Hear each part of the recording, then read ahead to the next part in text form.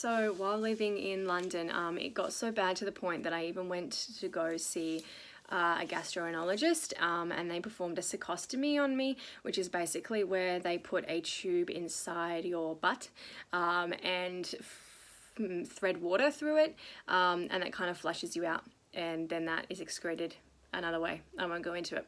You can look it up if you want to know. Pretty gross. But I had that done maybe 3 or 4 times to kind of I was trying to clear my digestive tract. That did not work. I was still having really bad problems with food. Still under loads of stress every time I ate. Yeah, was very stressed looking down at my meals, what I was about to eat. I was so scared about how I was going to feel, and how it was going to make my stomach feel and my skin and everything like that. It was awful. Yeah, and now I still take note all the time on how different foods make me feel after I eat them. Obviously, you know, trying to heal my stomach and build a healthy gut and a strong gut.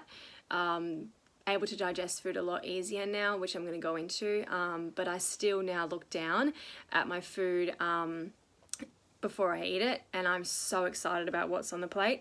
I'm so excited about the nutritional value it's about to give me, how it's going to make me feel, and then, you know, if I do feel symptoms that I'm not familiar with or that I am familiar with and I know, oh, hang on a minute, like I've eaten too quick, or I've eaten too many things at once, too many different things, I've eaten something that I know my stomach can't handle too much of, blah blah blah, excuse me, I'm drinking tea at the same time.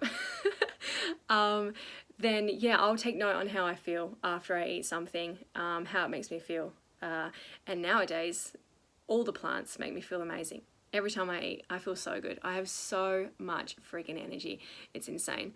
And maybe it's because I am, or we all are in ISO right now, but I mean, like, I'm working out crazy a couple of times a day.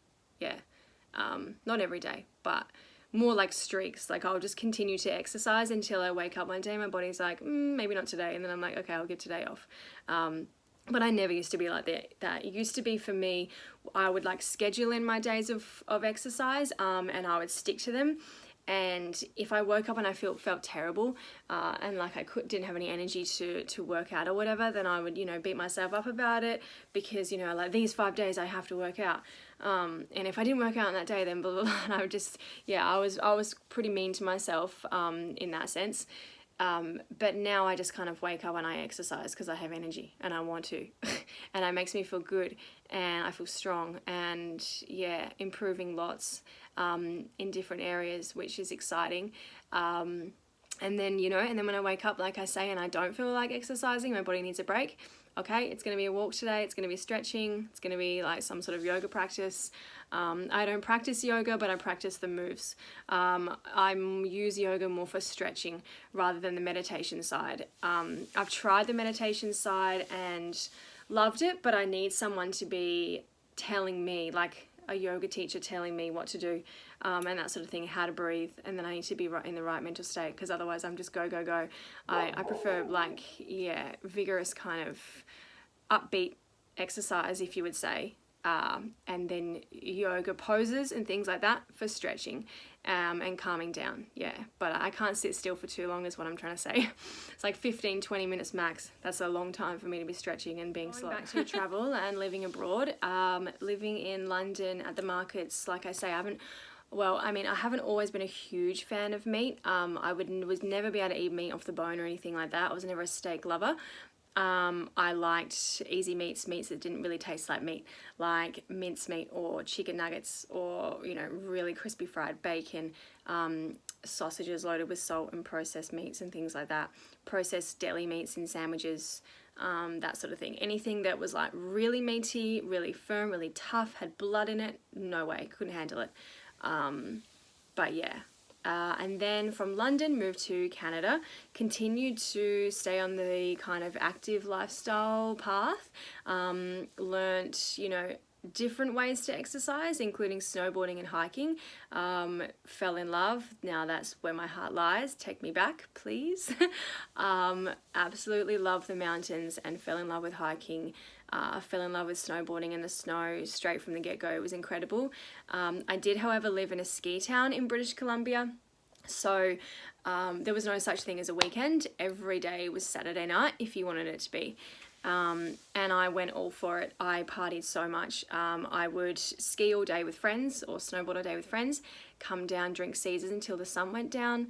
Then I'd go home, get changed, come back out, continue to drink, come out dancing, go dancing, and then partying would end up rolling into the next morning most nights, if not the next day. That would make me feel terrible, and at the time, the people I was around and surrounded with, you know, it was, I think I was trying to escape and find something else, and maybe got lost in the moment and definitely forgot what it was like to feel healthy. Was eating things that I wouldn't usually eat, processed deli meats and things like that, deep fried food every day from work. I worked in hospitality, so I was always eating deep fried food, always eating pizza, always eating foods that were just completely ruining my stomach and my gut microbiome, and continuing to drink excessive alcohol, binge drink, and drug abuse as well. Not good. But then I would make up for it almost in my mind by exercising at the gym during summer, or hiking, and things like that. So I was kind of on like an up down. Like I would go through months where I would party lots, and then I'd go back to the health thing, and I'd snowboard every day and try to lay off the alcohol. But I was just surrounded by it, and that's not an excuse. I chose to be surrounded by it. We all have choices, and I chose to be there, surrounded by that, and do those sorts of things. And it wasn't until I met other people that I kind of found a love for hiking and snowboarding, and in a different way, in like a passion way, where I wanted to get up the hill sober. I wanted to get up there without a hangover. I wanted to hike and sweat as much as I could and burn as many calories and feel pretty much on top of the world as I was. I was like, yeah, meters and meters above sea level, hiking up the most epic mountains to glaciers and things like that. So that sort of endurance and, yeah, adrenaline was wicked, and it was just what I needed. However, before that time officially began, in the last year of living in Canada, the first year I split from my partner. That was horrific, long-term partner. I felt like my life was over. Everything was ruined. Mentally I was not okay, and I dove deep into the party lifestyle 10 times harder than I was doing before. So escaping from thoughts and emotions and how I actually felt, and looking for other ways to make me feel good. I was really, really unhealthy, and it lasted for a good couple of months. During this time, I was living alone, and I hated living alone. So I was always out of the house with friends, trying to do other things and party and things like that if I wasn't working. I hated being in that little apartment on my own. I felt alone, and it would always just remind me of you know, things that I didn't want to be reminded of.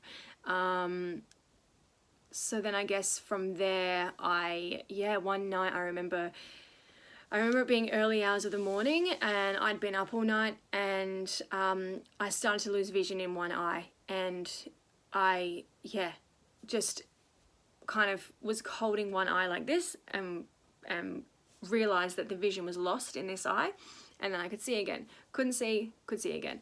That was kind of freaky. I was also probably drunk at the time, so I was freaking out even more. And then I kind of left it for a few days. Where I lived in that apartment, there was a gym, so I was escaping to the gym every time I could. At the gym, I noticed that the lights on the treadmill weren't there.